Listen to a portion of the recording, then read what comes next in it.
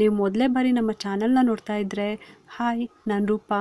ಹಾಗೂ ನೀವು ನೋಡ್ತಾ ಇದ್ದೀರಾ ನಮ್ಮ ಕನ್ನಡ ಚಾನಲ್ ಆದ ಸ್ಮಯ ಕಲಿಕೆ. ನೀವಿನ್ನೂ ನಮ್ಮ ಚಾನಲ್ಗೆ ಸಬ್ಸ್ಕ್ರೈಬ್ ಆಗಿಲ್ಲ ಅಂದರೆ ಈ ಕೂಡಲೇ ಸಬ್ಸ್ಕ್ರೈಬ್ ಮಾಡ್ಕೊಳ್ಳಿ. ಹಾಗೆ ಪಕ್ಕದಲ್ಲಿ ಕಾಣುವ ಬೆಲ್ಲೈಕನ್ನು ಪ್ರೆಸ್ ಮಾಡಿ ಆಲ್ ಅಂತ ಟ್ಯಾಪ್ ಮಾಡೋದನ್ನು ಮರಿಬೇಡಿ. ಇವತ್ತಿನ ವಿಡಿಯೋದಲ್ಲಿ ನಾವು ಎಷ್ಟೋ ಪೂಜೆ ಪುನಸ್ಕಾರಗಳನ್ನು ಮಾಡ್ತೀವಿ, ಹಾಗೆ ಮಂತ್ರ ಸ್ತೋತ್ರಗಳನ್ನು ಪಠನೆ ಮಾಡ್ತೀವಿ. ಯಾರ್ಯಾರು ಏನೇನು ಪೂಜೆ ಹೇಳ್ತಾರೋ ಅದೆಲ್ಲ ಕೂಡ ನಾವು ಮಾಡೇ ಮಾಡ್ತೀವಿ. ಉಪವಾಸ ಮಾಡೋದು ಮತ್ತು ದೀಪಾರಾಧನೆ ಮಾಡೋದು ಮತ್ತು ಯಾರ್ಯಾರು ಯಾವ್ಯಾವ ದೇವಸ್ಥಾನ ಹೇಳ್ತಾರೋ, ಅಂದರೆ ಈ ದೇವಸ್ಥಾನಕ್ಕೆ ಹೋದರೆ ಈ ರೀತಿ ಒಂದು ಪವಾಡ ನಡೆಯುತ್ತಂತೆ, ಅಂದರೆ ಈ ಥರ ಒಂದು ಸಮಸ್ಯೆಗೆ ಈ ರೀತಿ ಒಂದು ಬಗೆಹರಿಯುತ್ತಂತೆ ಅಂತ ಅಂದಾಗ ನಾವು ಆ ದೇವಸ್ಥಾನಕ್ಕೆಲ್ಲ ಹೋಗಿ ಅಲ್ಲಿ ದರ್ಶನ ಮಾಡ್ಕೊಂಬರೋದು, ಅಲ್ಲಿ ಏನೇನು ಹೇಳ್ತಾರೋ ಆ ಪೂಜೆ ಪುನಸ್ಕಾರಗಳನ್ನು ಮಾಡೋದು, ಈ ಥರ ಎಲ್ಲನೂ ಕೂಡ ನಾವು ಮಾಡೇ ಮಾಡ್ತೀವಿ.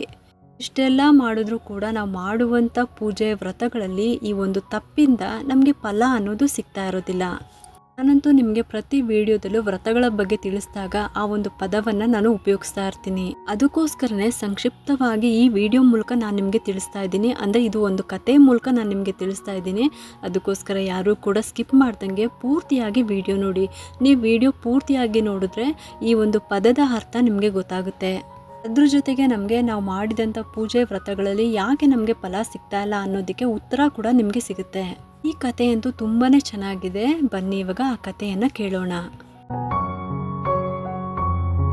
ಒಂದೂರಲ್ಲಿ ಮಹಾ ಹರಿಭಕ್ತನೊಬ್ಬ ಇದ್ದ. ಅವನು ಎಷ್ಟು ಹರಿಭಕ್ತ ಅಂತ ಅಂದರೆ ಅವನ ದೇಹವನ್ನು ಸೀಳಿದ್ರೂ ಕೂಡ ರಕ್ತದ ಬದಲಾಗಿ ಹರಿನಾಮವೇ ಹರಿತಾ ಇತ್ತೇನೋ ಅನ್ನೋಷ್ಟ್ರ ಮಟ್ಟಿಗೆ ಇರ್ತಾಯಿತ್ತು ಆತನ ಹರಿಭಕ್ತಿ. ಅವನು ನಿಂತ್ಕೊಂಡ್ರೆ ಕೂತ್ಕೊಂಡ್ರೆ ಹರಿನಾಮವನ್ನು ಬಿಟ್ಟರೆ ಅವನ ಬಾಯಲ್ಲಿ ಮತ್ತೆ ಏನೂ ಬರ್ತಾ ಇರಲಿಲ್ಲ. ಅದೇ ಊರಿನಲ್ಲಿ ಇರುವಂಥ ಮುಖಂಡರಿಗೆ ಊರಿನಲ್ಲಿ ಭಾಗವತಃ ಸಪ್ತಾಹ ಮಾಡಿಸಿದ್ರೆ ಊರಿಗೆ ಒಳ್ಳೆಯದಾಗುತ್ತೆ ಅಂತ ಯಾರೋ ಸಲಹೆ ಕೊಡ್ತಾರೆ.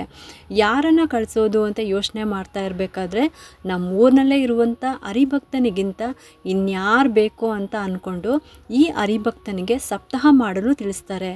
ಅವನು ಅದನ್ನು ಒಪ್ಕೊಂಡ್ಬಿಟ್ಟು ಸಪ್ತಾಹ ಮಾಡಲು ಶುರು ಮಾಡ್ತಾ ಸಪ್ತಾಹ ಶುರು ಮಾಡಿ 3 ದಿನ ಕಳೆಯುತ್ತೆ. 4ನೇ ದಿನ ಹರಿದಾಸರು ಕೃಷ್ಣ ಮತ್ತು ಬಲರಾಮರ ಬಾಲ್ಯವನ್ನು ವಿವರಿಸುತ್ತಾ ಬಾಲಕರ ಸೌಂದರ್ಯ ಮತ್ತು ಅವರು ಧರಿಸಿದಂಥ ಬಗೆ ಬಗೆಯ ಹಾಕೊಂಡಿರುವಂಥ ಒಡವೆಗಳಾದ ಕಿರೀಟ, ಚಿನ್ನದ ಹಾಗೂ ಮುತ್ತಿನ ಹಾರಗಳು, ಖಡ್ಗಗಳು, ಈ ರೀತಿ ಬಗೆ ಬಗೆಯ ಆಭರಣಗಳನ್ನು ವರ್ಣನೆ ಮಾಡ್ತಾರೆ. ಸಾಹುಕಾರನ ಮನೆಯಲ್ಲಿ ಕದಿಬೇಕು ಅಂತ ಬಂದಿದ್ದ ಕಳ್ಳನೊಬ್ಬನಿಗೆ ಹರಿದಾಸರು ಹೇಳಿದ ಮಕ್ಕಳ ಒಡವೆಗಳ ವರ್ಣನೆ ತಲೆಯಲ್ಲಿ ಕೂತ್ಕೊಂಡ್ಬಿಡುತ್ತೆ. ಅವನು ಮನಸ್ಸಿನಲ್ಲೇ ಯೋಚನೆ ಮಾಡ್ತಾನೆ, ಅಲ್ಲ, ನಾನು ಈ ರೀತಿ ಸಣ್ಣ ಪುಟ್ಟ ಕಳ್ತನ ಮಾಡೋದಕ್ಕಿಂತ ಒಂದೇ ಒಂದ್ಸಲ ಈ ಹರಿದಾಸರು ಹೇಳುವ ಹುಡುಗರ ಒಡವೆನ ಕದ್ಬಿಟ್ರೆ ಜೀವನ ಪರ್ಯಂತ ಸುಖವಾಗಿರ್ಬೋದಲ್ವಾ ಅಂತ ಹೇಳಿ ಯೋಚನೆ ಮಾಡ್ತಾನೆ. ಏನಾದರೂ ಮಾಡಿ ಹರಿದಾಸನಲ್ಲಿ ಆ ಹುಡುಗರು ಎಲ್ಲಿ ಸಿಗ್ತಾರೆ ಅಂತ ಅಂದ್ಬಿಟ್ಟು ತಿಳ್ಕೊಬೇಕು ಅಂತ ಹೇಳಿಬಿಟ್ಟು ನಿಶ್ಚಯ ಮಾಡ್ಕೊತಾನೆ ಆ ಕಳ್ಳ. ಹರಿದಾಸರು ಹರಿಕತೆ ಮುಗಿಸ್ಬಿಟ್ಟು ಕೈಯಲ್ಲಿ ಪುಳಿಯೋಗರೆ ಪ್ರಸಾದವನ್ನು ಇಟ್ಕೊಂಡ್ಬಿಟ್ಟು ಮನೆ ಕಡೆ ಹೊರಡ್ತಾರೆ. ಇದನ್ನೇ ಕಾಯ್ತಾ ಇದ್ದ ಆ ಕಳ್ಳ ಹರಿದಾಸರನ್ನ ಅಡ್ಡಗಟ್ಟಿ, ಸ್ವಾಮಿಗಳೇ, ಇವತ್ತು ನೀವು ಇಬ್ಬರು ಚಂದದ ಮಕ್ಕಳ ಬಗ್ಗೆ ಹೇಳಿದಿರಲ್ಲ, ಅವ್ರು ಎಲ್ಲಿರ್ತಾರೆ ಸ್ವಲ್ಪ ತಿಳಿಸ್ಕೊಡಿ ಅಂತ ಕೇಳ್ಕೊತಾರೆ. ಆಗ ಹರಿದಾಸರು ಹೇಳ್ತಾರೆ, ಅಯ್ಯೋ ಮೂರ್ಖ, ಅದು ಬರೀ ಕತೆ ಕಣೋ, ನಾನೇ 40 ವರ್ಷದಿಂದ ಕಾಯ್ತಾ ಇದ್ದೀನಿ, ನನಗೇ ಅವನು ಕಂಡಿಲ್ಲ, ನಿನಗೆ ಸಿಗ್ತಾನಾ? ತುಂಬ ತಡ ಆಗಿದೆ, ಸುಮ್ಮನೆ ಮನೆ ಕಡೆ ನಡಿ ಅಂತ ಹೇಳ್ತಾರೆ ಹರಿದಾಸರು. ನೀವು ಹೇಳಿಲ್ಲ ಅಂದರೆ ಈಗಲೇ ನಿಮಗೆ ಚೂರಿ ಹಾಕ್ಬಿಡ್ತೀನಿ ಅಂತ ಹೇಳಿ ಆ ಕಳ್ಳ ಎದುರಿಸ್ತಾನಂತೆ. ಮೊದಲೇ ನಾನು ಕಳ್ಳ, ನನ್ನ ಹತ್ರನೇ ಈ ಥರ ಆಟ ಎಲ್ಲ ನಡೆಯೋದಿಲ್ಲ ಅಂತ ಹೇಳಿ ಗದರಿಸ್ತಾನಂತೆ ಹರಿದಾಸರಿಗೆ. ಹರಿದಾಸರಿಗೆ ತುಂಬಾ ಭಯ ಆಗುತ್ತಂತೆ. ಬೇರೆ ದಾರಿ ಕಾಣದೆ ಎದುರುಗಡೆನೇ ಇದ್ದಂಥ ಒಂದು ತುಳಸಿ ವೃಂದಾವನವನ್ನು ತೋರಿಸ್ಬಿಟ್ಟು ಇಲ್ಲಿ ಇರ್ತಾರೆ ಅಂತ ಹೇಳ್ತಾರಂತೆ. ಆದರೆ ಇವಾಗ ಇರೋದಿಲ್ಲ, ಅವರು ಬೆಳಗಿನ ಜಾವದ ಹೊತ್ತಿಗೆ ಇರ್ತಾರೆ. ಇವಾಗ ನೀನು ಮನೆಗೆ ಹೋಗು, ಬೆಳಗಿನ ಜಾವದ ಹೊತ್ತಿಗೆ ಬಾ ಅಂತ ಹೇಳಿ ಅವನ ಕಾಟ ತಪ್ಪಿದ್ರೆ ಸಾಕು ಅಂತ ಹೇಳಿ ಅವ್ರು ಅಲ್ಲಿಂದ ಜಾರ್ಕೊಳ್ತಾರಂತೆ. ಈ ಸಲ ರಾತ್ರಿ ಮನೆಗೆ ಹೋಗ್ಬಿಟ್ಟು ಮಲ್ಕೊಂಡ್ರೆ ಬೆಳಗಿನ ಜಾವ ಎಚ್ಚರ ಆಗದೇನೆ ಇರ್ಬೋದು ಅಂತ ಯೋಚನೆ ಮಾಡಿಕೊಂಡು ಆ ಕಳ್ಳ ಅಲ್ಲೇ ಇದ್ದು ಒಂದು ಮರದ ಮೇಲೆ ಕೂತ್ಕೊಂಡು ರಾತ್ರಿನ ಕಳೀತಾನಂತೆ ಆ ಕಳ್ಳ. ಬೆಳಗಿನ ಜಾವ ಚುಮು ಇಬ್ಬನಿ ಬೀಳ್ತಾ ಇರುವಾಗ ಇಬ್ಬರು ಬಾಲಕರು ನಗ್ನಗ್ತಾ ಅರಟೆ ಹೊಡೆಯುತ್ತಾ ವೃಂದಾವನದ ಹತ್ರ ಬರ್ತಿರೋದನ್ನ ಆ ಕಳ್ಳ ನೋಡ್ತಾನಂತೆ. ಆಗ ಆ ಕಳ್ಳ ಮರದಿಂದ ಇಳಿದ್ಬಿಟ್ಟು ಆ ಬಾಲಕರ ಹತ್ರ ಬರ್ತಾನಂತೆ. ಆ ಬಾಲಕರು ನೋಡೋದಿಕ್ಕೆ ತುಂಬನೇ ಮುದ್ದಾಗಿರ್ತಾರಂತೆ. ಹರಿದಾಸರು ಹೇಳಿದಂತೆ ಒಡವೆಗಳನ್ನು ಹಾಕೊಂಡಿರ್ತಾರಂತೆ. ಅವ್ರನ್ನ ನೋಡ್ಬಿಟ್ಟು ಕಳ್ಳನಿಗೆ ಅವರನ್ನು ಮುದ್ದು ಮಾಡಬೇಕು ಅಂತ ಅನ್ಸುತ್ತಂತೆ. ಎಷ್ಟು ಚಂದದ ಮಕ್ಕಳು ಇವರು ಒಡವೆನ ನಾನು ತೊಗೊಂಡೋದ್ರೆ ಆ ಶಿವ ಮೆಚ್ತಾರ ಅಂತ ಅಂದ್ಕೊಂಡು ಆ ಮಕ್ಕಳನ್ನ ಕಣ್ತುಂಬ ನೋಡಿ ಅಲ್ಲಿಂದ ಕಳ್ಳ ಹೊರಟ್ಬಿಡ್ತಾನಂತೆ. ಆಗ ಆ ಮಕ್ಕಳೇ ಅವನನ್ನು ಕೂಗಿ ಕರೆದ್ಬಿಟ್ಟು, ರಾತ್ರಿಯೆಲ್ಲ ನಮಗಾಗಿ ಕಾದಿದ್ದೆ ಅಲ್ವಾ, ತಗೋ ನಮ್ಮ ಒಡವೆಗಳನ್ನು ಅಂತ ಅಂದ್ಬಿಟ್ಟು ಅವರ ಒಡವೆಗಳನ್ನು ಬಿಚ್ಚಿಬಿಟ್ಟು ಕಳ್ಳನಿಗೆ ಕೊಡೋದಕ್ಕೆ ಬರ್ತಾರಂತೆ. ಆ ಕಳ್ಳನಿಗೆ ನಾಚಿಕೆ ಆಗುತ್ತಂತೆ. ಆಮೇಲೆ ಅವನು ಹೇಳ್ತಾನೆ, ಇದೆಲ್ಲ ಏನೂ ಬೇಡ ಅಂತ ಹೇಳ್ತಾನೆ. ಆದರೂ ಕೂಡ ಆ ಮಕ್ಕಳು ಬಿಡೋದಿಲ್ಲ. ಅವ್ರೇನು ಮಾಡ್ತಾರೆ, ಆ ಕಳ್ಳ ತನ್ನ ತಲೆಗೆ ಸುತ್ತಿದಂಥ ರುಮಾಲನ್ನು ಎಳೆದ್ಬಿಟ್ಟು ಅದರಲ್ಲಿ ತಮ್ಮ ಎಲ್ಲ ಒಡವೆಗಳನ್ನ ಗಂಟು ಕಟ್ಬಿಟ್ಟು ಆ ಒಡವೆಗಳನ್ನು ಕಳ್ಳನಿಗೆ ಕೊಡ್ತಾರಂತೆ ಆ ಮಕ್ಕಳು. ಕಳ್ಳ ಸಂತೋಷದಿಂದ ಮನೆ ಸೇರ್ತಾನಂತೆ. ಮಾರನೇ ದಿನ ರಾತ್ರಿ ಹರಿದಾಸರು ಹರಿಕತೆ ಮುಗಿಸ್ಕೊಂಡು ಮನೆಗೆ ಹೊರಟಾಗ ಆ ಕಳ್ಳ ಎದುರುಗಡೆ ಸಿಕ್ಬಿಟ್ಟು, ಸ್ವಾಮಿಗಳೇ, ನೀವು ಹೇಳಿದ ಬಾಲಕರು ನನಗೆ ಸಿಕ್ಕಿದ್ರು ಅಂತ ಹೇಳ್ತಾರಂತೆ. ಆಗ ಹರಿದಾಸರು ಹೇಳ್ತಾರಂತೆ, 40 ವರ್ಷದಿಂದ ಕಾಯ್ತಾ ಇರೋವಂಥ ನನಗೇ ಸಿಕ್ಕಿಲ್ಲ, ನಿನ್ನಂಥ ಕಳ್ಳನಿಗೆ ಹೇಗೆ ಸಿಗ್ತಾರೆ ಅಂತ ಹೇಳ್ತಾರಂತೆ ದಾಸರು. ನಾನಿವಾಗ ಸುಳ್ಳು ಹೇಳ್ತಾ ಇಲ್ಲ, ಬೇಕಾದರೆ ನೀವೇ ನೋಡಿ, ನೀವು ಹೇಳಿದ ಒಡವೆಗಳೆಲ್ಲ ಅವರೇ ನನಗೆ ಒತ್ತಾಯ ಮಾಡಿ ಕೊಟ್ಟರು ಅಂತ ಹೇಳ್ತಾನಂತೆ ಆ ಕಳ್ಳ ಹರಿದಾಸರಿಗೆ. ಒಡವೆಗಳನ್ನು ನೋಡಿಬಿಟ್ಟು ಹರಿದಾಸರು ಮೂಚೆ ತಪ್ಪಿ ಬೀಳ್ತಾರಂತೆ. ಸ್ವಲ್ಪ ಸಮಯದ ನಂತರ ಎಚ್ಚರವಾಗಿಬಿಟ್ಟು ಕಳ್ಳನ ಕಾಲನ್ನು ಹಿಡಿದು ನನಗೂ ಆ ಮಕ್ಕಳನ್ನು ತೋರಿಸು ಅಂತ ಹೇಳಿ ಅಂಗಲಾಚಿ ಬೇಡ್ಕೊತಾರಂತೆ. ಕಳ್ಳ, ಹೇಳಿ ಸ್ವಾಮಿಗಳೇ, ನೀವು ಹಾಗೆಲ್ಲ ನನ್ನ ಕಾಲನ್ನು ಹಿಡಿಬಾರ್ದು. ನೀವು ಹೇಳ್ದಂಗೆ ಬೆಳಗಿನ ಜಾವ ಆ ಬಾಲಕರು ಬಂದೇ ಬರ್ತಾರೆ.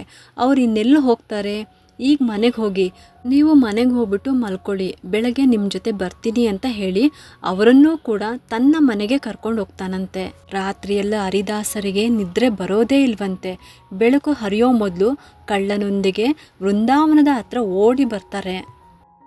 ಎಲ್ಲಿ ಬಾಲಕರು ಅಂತ ಕಳ್ಳನನ್ನು ಕೇಳ್ತಾರಂತೆ. ಅಲ್ಲೇ ಬರ್ತಿದ್ದಾರಲ್ಲ ನೋಡಿ ಸ್ವಾಮಿಗಳೇ ಅಂತ ಕಳ್ಳ ಹೇಳ್ತಾನಂತೆ. ಎಷ್ಟು ದೂರ ಕಣ್ಣಾಡ್ಸಿದ್ರೂ ಕೂಡ ಹರಿದಾಸರಿಗೆ ಬಾಲಕರು ಕಾಣಿಸೋದೇ ಇಲ್ವಂತೆ. ಅಲ್ಲೇ ಎದ್ರಲ್ಲೇ ಇದ್ದಾರಲ್ಲ ಸ್ವಾಮಿಗಳೇ, ಇದ್ಯಾಕೆ ಹಿಂಗೆ ಆಡ್ತಾ ಇದ್ದೀರಾ ಅಂತ ಕಳ್ಳ ಹೇಳ್ತಾನಂತೆ.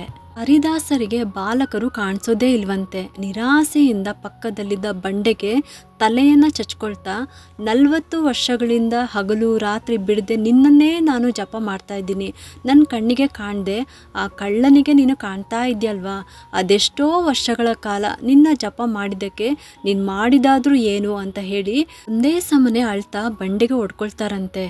ಆಗ ಆ ಪರಮಾತ್ಮ ಅಂದರೆ ಹರಿ ಪ್ರತ್ಯಕ್ಷನಾಗಿ ನಗ್ತಾ ಹೇಳ್ತಾರಂತೆ, ನೀನು 40 ವರ್ಷದಿಂದ ಬರೀ ನನ್ನ ಜಪ ಮಾತ್ರ ಮಾಡಿದೆ, ಆದರೆ ನೀನು ನನ್ನನ್ನು ಬರೀ ಕತೆ ಅಂತ ತಿಳ್ಕೊಂಡಿದ್ದೆ.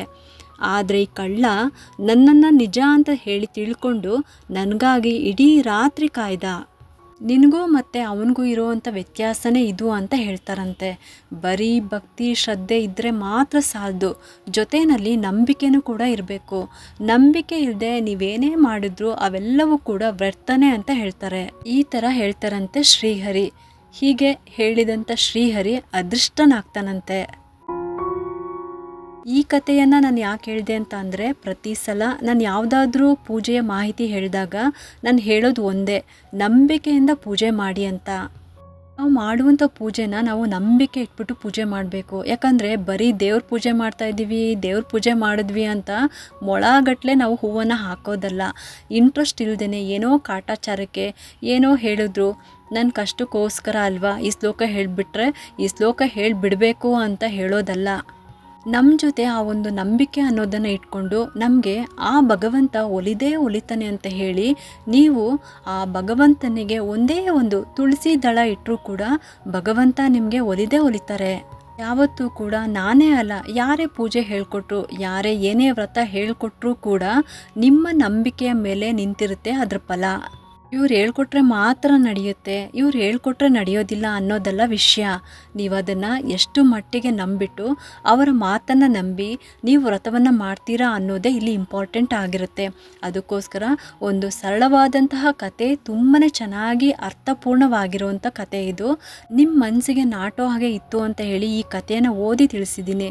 ಇನ್ನು ಯಾವುದೇ ಪೂಜೆ ಮಾಡಲಿ, ಯಾವುದೇ ಶ್ಲೋಕ ಆಗಲಿ, ಏನೇ ಕೆಲಸ ಮಾಡಿದ್ರೂ ಕೂಡ ನಿಮ್ಮ ಮೇಲೆ ನಂಬಿಕೆ ಇಟ್ಟು ಮಾಡಿ. ಶ್ರೀಹರಿಯಲ್ಲಿ ನಂಬಿಕೆ ಇಟ್ಬಿಟ್ಟು ಮಾಡಿ. ನಿಜವಾಗಿ ಆ ಭಗವಂತ ಫಲವನ್ನು ಕೊಟ್ಟೇ ಕೊಡ್ತಾರೆ, ನಿಮಗೆ ಒಳ್ಳೆಯದೇ ಮಾಡೇ ಮಾಡ್ತಾರೆ ಅನ್ನೋದು ನನ್ನ ಒಂದು ಅಭಿಪ್ರಾಯ. ನಿಮಗೆ ಈ ಕತೆ ಇದರಲ್ಲಿರುವಂಥ ಸಾರಾಂಶ ನಿಮಗೆ ಅರ್ಥ ಆಗಿದೆ ಅಂತ ನಾನು ಭಾವಿಸ್ತಾ ಈ ವಿಡಿಯೋನ ಮುಗಿಸ್ತಾ ಇದ್ದೀನಿ. ಈ ಕತೆ ಏನಾದರೂ ನಿಮ್ಗೆ ಇಷ್ಟ ಆಗಿದ್ರೆ ಒಂದು ಲೈಕ್ ಮಾಡಿ, ಶೇರ್ ಮಾಡಿ ಮತ್ತು ಸಬ್ಸ್ಕ್ರೈಬ್ ಮಾಡಲು ಮರಿಬೇಡಿ. ಯಾಕೆಂದರೆ ನೀವು ಮಾಡೋ ಒಂದು ಸಬ್ಸ್ಕ್ರೈಬಿಂದ ನಮ್ಮಂತಹ ಸಣ್ಣ ಸಣ್ಣ ಚಾನಲ್ಸ್ಗೆ ಒಂದು ಸಪೋರ್ಟ್ ಮಾಡ್ದಂಗೆ ಆಗುತ್ತೆ. ಮತ್ತೆ ಸಿಗ್ತೀನಿ ಮುಂದಿನ ಹೊಸ ವಿಡಿಯೋದೊಂದಿಗೆ ಅಂತ ಹೇಳ್ತಾ ಈ ವಿಡಿಯೋನ ಮುಗಿಸ್ತಾ ಇದ್ದೀನಿ.